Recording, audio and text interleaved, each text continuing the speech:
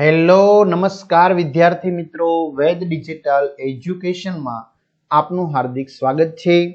આજે આપણે ધોરણ 4 વિષય ગુજરાતીની અંદર પાઠ નંબર 8 ટામેટાની દડી રમે દાદા દાદી જેનું પ્રશ્નોના જવાબ સાથે સરસ મજાની સમજૂતી જોવાના છીએ। તો ખાસ વિદ્યાર્થી મિત્રો, ચેનલમાં નવા હોય તો ચેનલ સબસ્ક્રાઇબ કરી બાજુમાં આવેલા બેલ આઇકનને પ્રેસ કરો જેથી તમને અવનવા વિડીયોની માહિતી નોટિફિકેશન મળી શકે। વિડીયો લાઈક કરો, તમારા મિત્રો દોસ્તોને શેર કરો। તેનો ભાગ 2 જોઈએ। પ્રશ્ન 4 છે મને ઓળખો। તો વિદ્યાર્થી મિત્રો, પ્રશ્ન 1 થી 3 છે એ ભાગ 1 માં આપણે જોઈ ચૂક્યા છીએ, બરાબર। તો આ વિડીયો તમારે હજી જોવાનો બાકી હોય તો એ વિડીયો તમને મળશે, ક્યાંથી મળશે આગળ જણાવું। ઉદાહરણ, તું મોટો થઈશ એટલે તારે પણ મારા જેવી મૂછ આવશે। આવું કોણ કહી શકે? દાદા। હું નાનો હતો ત્યારે મારદડી રમવામાં એકો હતો। દાદા। હું તો બીજા ગામમાં જાઉં તોય મારદડી રમવા માંડું। દાદા।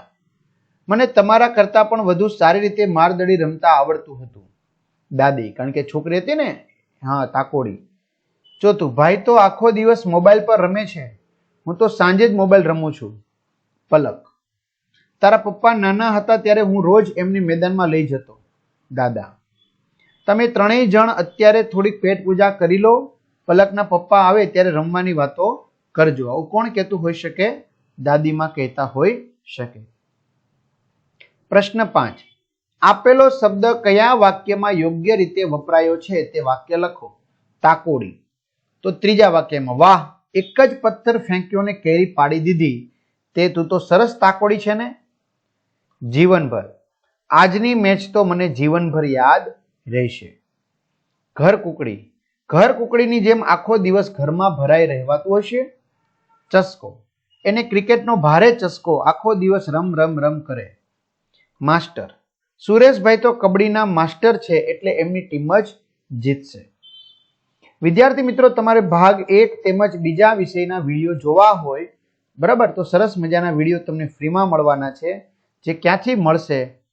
તો આપણી વેદ ડિજિટલ એજ્યુકેશન નામની એપ્લિકેશનમાંથી તમને મળવાના છે, જેમાં 3 થી 12 ધોરણના તમામ વિષયના વિડીયો લેક્ચર, સ્વાધ્યાય અભ્યાસની સમજૂતીના વિડીયો, પરીક્ષા માટે ઉપયોગી પેપરો, એકમ કસોટી, સ્વાધ્યાયન પોથી, પ્રોજેક્ટ બુક। તો ગેમ ડાઉનલોડ કરો, ત્યાં જઈને વેદ ડિજિટલ એજ્યુકેશન નામની એપ્લિકેશન ડાઉનલોડ કરો। ઓપન કરશો એટલે આ પેજ ખુલશે, જેમાં તમારા મમ્મી અથવા પપ્પાના મોબાઈલ નંબર નાખો, સેન્ડ ઓટીપી કરો, 4 આંકડાનો ઓટીપી નાખશો એટલે આ પેડ કોર્સમાં પરીક્ષા સમયે પેપરો, એક્ઝામ પેપરમાં અત્યાર સુધી લેવાયેલી બધી એકમ કસોટીના પેપરો, 3 થી 12 માં 3 થી 12 ધોરણના વિડીયો, તમારું ધોરણ પસંદ કરી તમારા મિત્રોને પણ જાણ કરવી।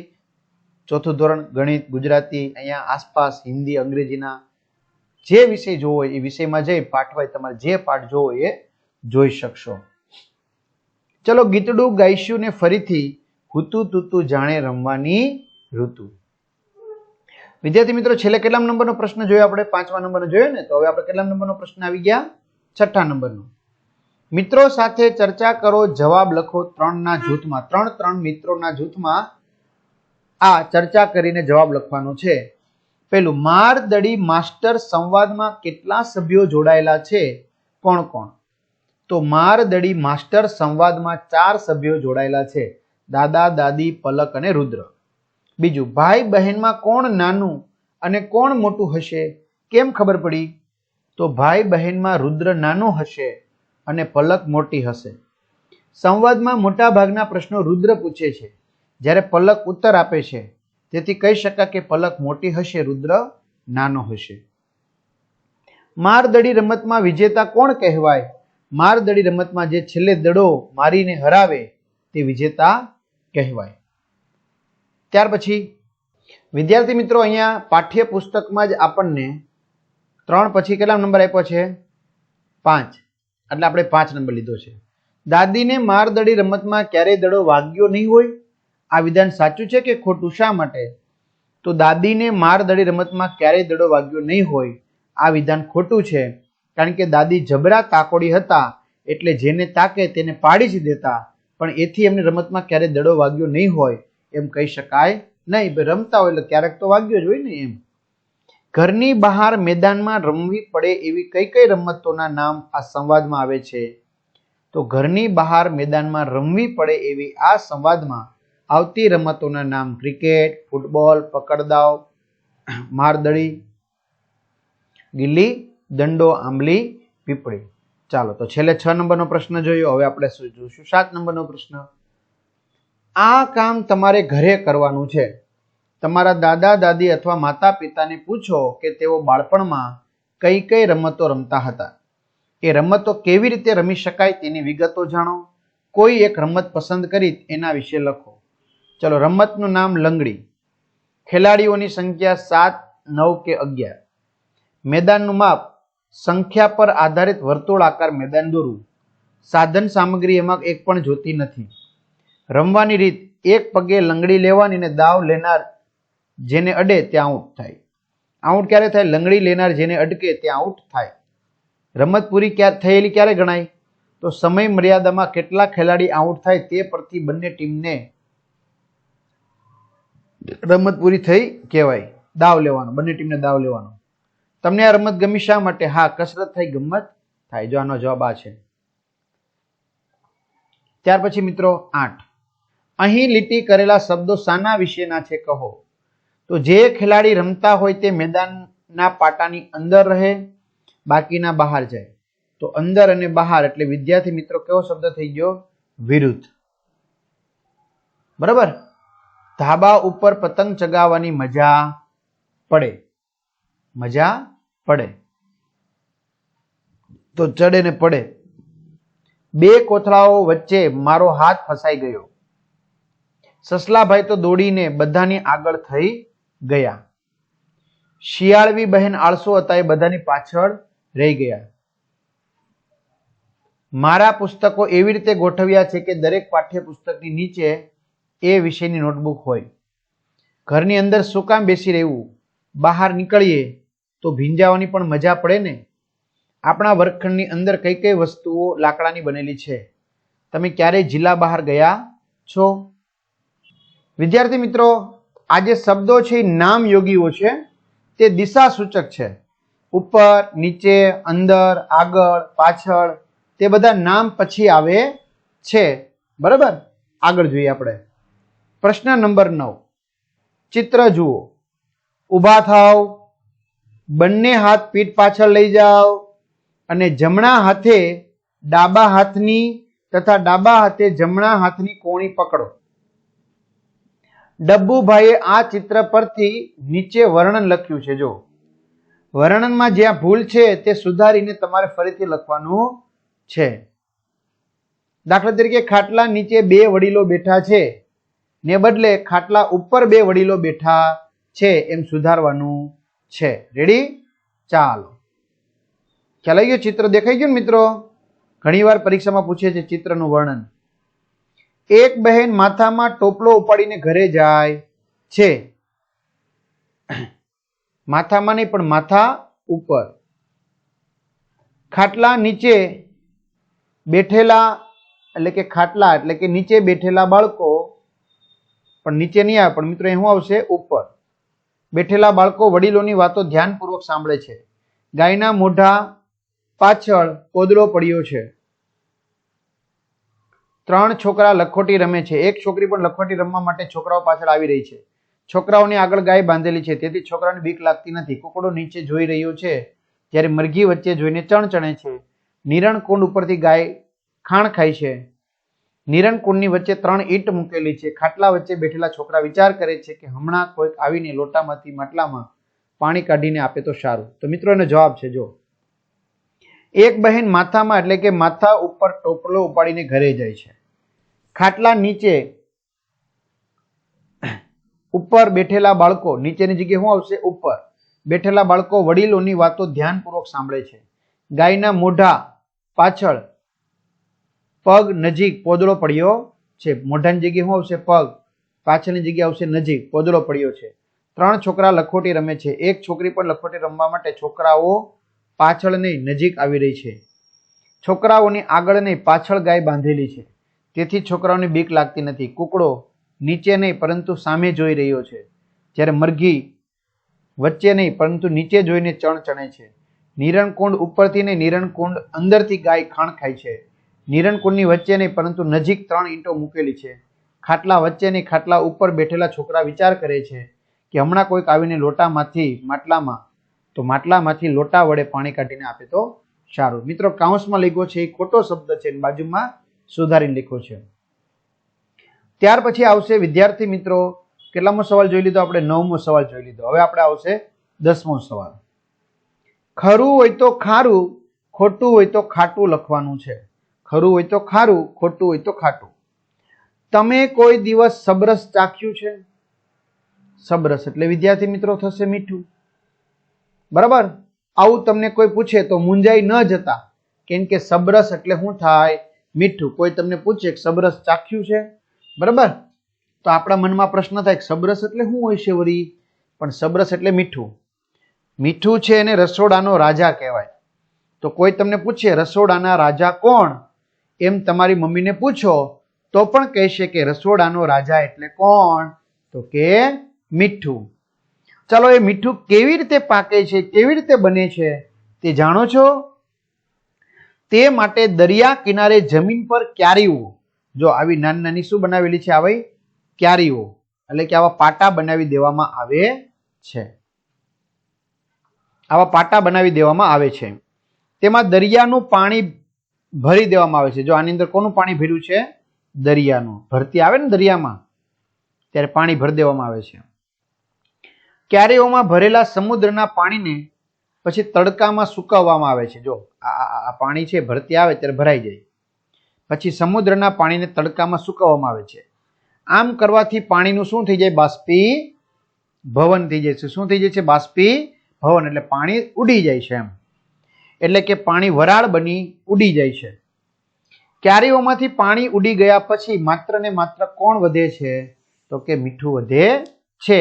પછી તેના નાના નાના ઢગલા બનાવવામાં આવે છે. જો આવા નાના નાના ઢગલા. મીઠું પકવવાની આ ક્યારીઓને અગર કહેવાય. મીઠું પકવવાની આ ક્યારીઓને શું કહેવાય? અગર કહેવાય. અને જે મીઠું પકવનાર લોકો છે એ લોકોને શું કહેવાય? અગરિયા કહેવાય. શું કહેવાય? અગરિયા.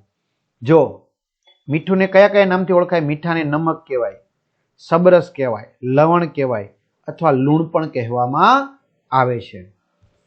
વિદ્યાર્થી મિત્રો, તમે કચ્છ બાજુ આપણે પ્રવાસ માટે નીકળીએ તો કચ્છના પ્રદેશમાં પ્રવેશતા જ કચ્છની બારી ગણાતો એવો વિસ્તાર કોણ? સુરજબારી. પંથકથી એટલે કે સુરજબારી વિસ્તારથી જ તમને મીઠાની ખેતી કરતા, આને એક પ્રકારની ખેતી જ કહેવાય, કારણ કે પકવવાની વાત છે ને, તો અનાજ પકવે એને ખેતી કહેવાય, તો એમ આને પણ મીઠું પકવે એટલે ખેતી જ કહેવાય. તો એવા અગરિયાઓને મળવાનો લાહવો મળી શકે છે, એક મોકો મળી શકે છે. દક્ષિણ ગુજરાતના દાંડી અને ધરાસણા તો મીઠા માટે કેવા છે? જગ પ્રસિદ્ધ છે. એટલે કે આખા વિશ્વમાં પ્રખ્યાત છે. કારણ કે આપને ખબર છે ગાંધીજીએ દાંડી સુધીની યાત્રા કરી હતી ને દાંડીમાં આવીને મીઠું છે એ લઈ અને મીઠાના કાયદાનો શું કર્યો હતો? ભંગ કર્યો હતો. એટલે હવે તમારે કહેવાનું છે ખરું હોય તો ખારું, ખોટું હોય તો ખાટું. મીઠું દરિયાની અંદર પાકે છે તો ખાટું એટલે ખોટું. સાગરના પાણીમાં મીઠું પહેલેથી હોય છે, ખારું એટલે ખરું. મીઠાની ખેતી કોઈ પણ જગ્યાએ થઈ શકે છે, ખાટું ખોટું, કારણ કે દરિયા કિનારે થાય. મીઠું પકવનારા સુરજબારીની નજીક રહે કારણ કે ત્યાં સૂરજનો તડકો સારો મળે છે, ખોટું. મિત્રો, આ વિસ્તાર છે બરાબર જ્યાં દરિયાનું પાણી સરળતાથી પ્રાપ્ત છે. પાંચમું, દરિયા કિનારે ભવનમાં વરાળ થાય તેને બાષ્પીભવન કહેવાય, ખોટું. ચિત્રમાં મીઠાની 6 ઢગલી છે, ખોટું. ચાલો આગળ. તમને રમવાની મજા પડે એવી એક રમત વિશે જાણો અને લખો. તો તમે મેદાનમાં કઈ કઈ રમતો રમો છો? કબડ્ડી, ક્રિકેટ, કઈ કઈ રમતો રમો છો? ખોખો, ફૂટબોલ, આંધળો પાટો. તો આવી ઘણી બધી રમતો તમે રમતા જ હશો, નહીં રમતા હોય? હા સર. આજે એક નવી રમત વિશે આપણે જાણવાનું છે. નવી રમત. આમ તો આ રમત ઘણી જૂની છે, પ્રાચીન છે, પણ અત્યારે કોઈ રમતું નથી એટલે અત્યારના સમય માટે નવી કહેવાય, પણ તમારા માટે નવી હશે. રમતનું નામ પણ નવું જ છે. શું છે? દાંડી કૂચ. કઈ કૂચ? દાંડી કૂચ. જેવી રીતે ગાંધીજી છે એ સાબરમતી આશ્રમથી દાંડી સુધી ગયા હતા, બરાબર, તો ત્યાં સુધીની કૂચ એટલે દાંડી કૂચ. ચાલો આપણે જાણીએ કે આ રમત કેવી રીતે રમાય. કઈ છે મિત્રો? દાંડી કૂચની રમત છે. જો અહીંયા બંને ટીમના બ્લુ ટી શર્ટ વાળા કેટલા ખેલાડી છે? 1 2 3 4 અને 5. અને લાલ ટી શર્ટ વાળા કેટલા ખેલાડી છે? 1 2 3 4 અને 5. બરાબર. અને પટ્ટી પણ કેટલી છે? 1 2 3 4 અને 5. તો આ 5 ખેલાડીઓની ટીમને રમવા માટેનું શું છે? મેદાન છે. દાંડી કૂચ રમવા 2 ટીમ બનાવવી પડે. એક આપણે મિત્રો જોઈ લાલ કલરના ટી શર્ટ વાળી અને બીજું છે એક ભૂરા એટલે કે બ્લુ કલરના ટી શર્ટ વાળી. દરેક ટીમમાં 5 થી 10 ખેલાડી હોઈ શકે છે. 5 ઓછામાં ઓછા 5 થી વધારે પણ હોઈ શકે. ખેલાડીની સંખ્યા મુજબ મેદાનમાં પાટા વધુ ઓછા કરવા પડે. જો કીધું ને આપણે કેટલા ખેલાડી છે? 5. તો પટ્ટા કેટલા દોર્યા છે વિદ્યાર્થી મિત્રો? 5 પટ્ટા દોર્યા છે. એક ટીમમાં જેટલા ખેલાડી હોય તેટલા પાટા દોરવા પડે. બરાબર. જેટલા ખેલાડી હોય એટલા પાટા દોરવાના. 5 હોય તો 5 ને 10 હોય તો 10, 6 હોય તો 6. જેનો દાવ આવે તે ટીમનું નામ અંગ્રેજ ટીમ. ચિત્રમાં જે લાલ ટી શર્ટમાં છે ને તેને અંગ્રેજ ટીમ નામ આપ્યું છે. તેઓ માત્ર આડા અને ઊભા પાટા ઉપર જ દોડી શકે. કેવા પાટા ઉપર? આડો અને ઊભો. આ જે લાલ છે એ અંગ્રેજ ટીમ છે, એ માત્ર ક્યાં દોડી શકશે? આડો અને ઊભો પાટો. બરાબર. તો આ છે આડો પાટો વિદ્યાર્થી મિત્રોને, આ છે ઊભો પાટો. બરાબર. તો આ આડા અને ઊભા પાટામાં દોડી શકશે. બીજી ટીમ ગાંધી ટીમ છે.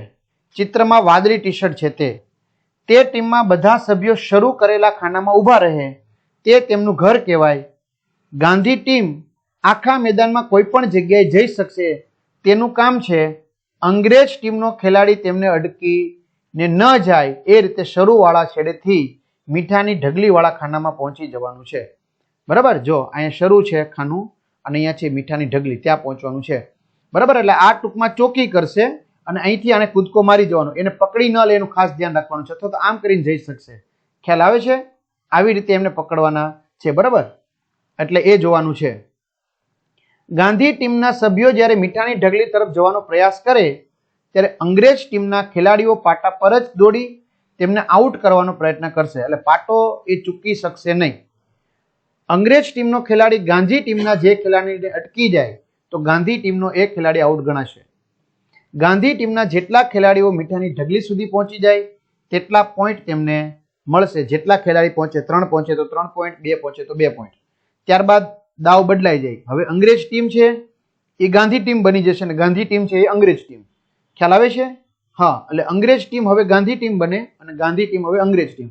આ રીતે રમત આગળ ચાલશે. તમારા શિક્ષકની મદદ લઈને આ રમતમાં મેદાનમાં જઈને 10 મિનિટ સુધી રમો. તમે રમતના બંને ભાગમાં રમી શકશો. વિદ્યાર્થી મિત્રો, ચોથી વાર ગીતડું ગાઈએ હુતું તૂતું જાણે રમવાની ઋતુ. વાતચીત. તમારે ફરીથી આ રમત રમવી હોય તો ગાંધી ટીમમાં રહો કે અંગ્રેજી ટીમમાં. શા માટે? તો અમારે ફરીથી આ રમત રમવી હોય તો અંગ્રેજ ટીમમાં રહીએ જેથી ખબર પડે કે અમારાથી કેટલા આઉટ થઈ શકે. પહેલો દાવ કોનો હતો? પહેલો દાવ અંગ્રેજ ટીમનો હતો. સૌથી પહેલા મીઠાની ઢગલી સુધી કોણ પહોંચ્યું? સૌથી પહેલા મીઠાની ઢગલી સુધી અશોક પહોંચ્યો. કોણ કોણ આઉટ થયા? હરેશ, ધ્રુવ, આલોક આઉટ થયા. મિત્રો તમારી રીતે નામ લખી શકો છો. તમારી ટુકડી મીઠાની ઢગલી સુધી પહોંચે એ માટે તમે શું કર્યું હતું? તો અમારી ટુકડી મીઠાની ઢગલી સુધી પહોંચે એ માટે અમે સતર્ક રહ્યા હતા.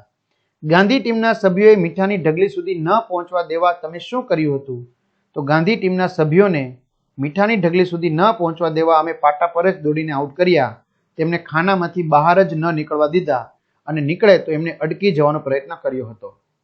શાળામાં તમે કઈ કઈ રમતો રમો છો અને ઘરે કઈ કઈ રમતો રમો છો? તો શાળામાં અમે ટોપી દાવ, લંગડી, ખોખો, નદી કે પર્વત જેવી રમતો રમીએ છીએ. ઘરે અમે કેરમ, ચેસ, વેપાર તથા મોબાઈલ ગેમ્સ રમીએ છીએ. વિડીયો ગેમ કે મોબાઈલમાં જે રમીએ છીએ એને રમત કહેવાય. શા માટે? તો વિડીયો ગેમ કે મોબાઈલમાં જે રમીએ છીએ એને રમત ના કહેવાય, કારણ કે તેનાથી આપણને ખરો આનંદ આવતો નથી. વળી આપણા શરીરની તંદુરસ્તી પણ જળવાતી નથી. 2 કરતાં વધારે ખેલાડીઓની જરૂર પડે તેવી રમતો કઈ કઈ છે? તો 2 કરતાં વધારે ખેલાડીઓની જરૂર પડે તેવી રમતો કબડ્ડી, ખોખો, વોલીબોલ, લંગડી, ચોર સિપાઈ વગેરે. રમતમાં 2 ટુકડી પાડવા માટેની કોઈ પણ 3 રીત વિશે કહો. તો રમતમાં 2 ટુકડી પાડવાની કોઈ પણ 3 રીતમાં પહેલું, ખેલાડીઓના નામોની ચિઠ્ઠી બનાવી. 2 ટીમના કેપ્ટન એક એક ચિઠ્ઠી ઉપાડીને 2 ટીમ બનાવે. બીજું, 2 ટીમના કેપ્ટન ચિઠ્ઠી વગર વારાફરતી નામ બોલીને 2 ટીમ બનાવે. ત્રીજું, હથેળીઓ ઊંચી નીચી કરીને પણ 2 ટીમ બનાવાય. ત્યાર પછી વિદ્યાર્થી મિત્રો છે જૂથ કાર્ય, જેની ચર્ચા આપણે પછીના વિડીયોમાં કરીશું. તો ખાસ આ વિડીયો તમને ગમ્યો હોય તો ચોક્કસથી કમેન્ટ કરો, વિડીયો લાઈક કરો, તમારા મિત્રો દોસ્તોને શેર કરો. અસ્તુ. જય હિન્દ, જય ભારત.